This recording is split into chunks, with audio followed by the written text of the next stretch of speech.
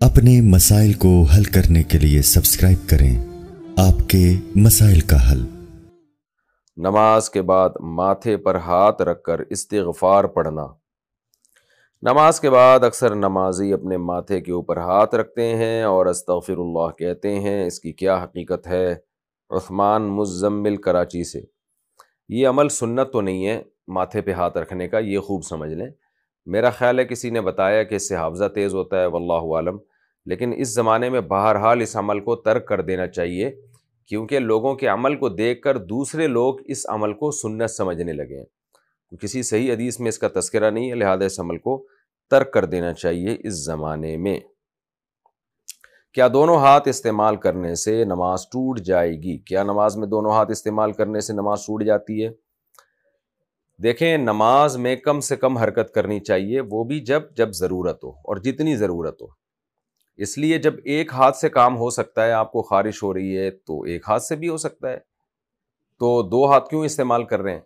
इसलिए बाज़ हज़रात ने कहा है कि चूंकि दोनों हाथ इस्तेमाल करना तो ज़रूरत से ज़ायद है, लिहाजा नमाज टूट जाएगी। लेकिन राजिह कौल यही है कि ये अमल गलत तो है, बुरा अमल तो है, लेकिन नमाज नहीं टूटती। नमाज उस हरकत से टूटती है जो इतनी कसीर हो कि बाहर से कोई शख्स आए और आप पे नज़र पड़े तो उसे ये लगे हरकत देख के कि आप नमाज पढ़ ही नहीं रहे हैं। तो ऐसी हरकत जब कसीर हरकत होगी तो वो नमाज के मुनाफी, उससे नमाज टूट जाएगी। लेकिन किसी ने गलती से दोनों हाथ हिला लिए तो नमाज इंशाअल्लाह नहीं टूटेगी, लेकिन ये अमल बहरहाल गलत है और ये ठीक नहीं है ये अमल। दूसरों की क्यारी से फल फूल तोड़ना। क्या किसी के घर में जो बाहर क्यारियां लगी होती हैं, अगर हम इससे फल फूल टहनियाँ वगैरह तोड़कर खुद रख सकते हैं?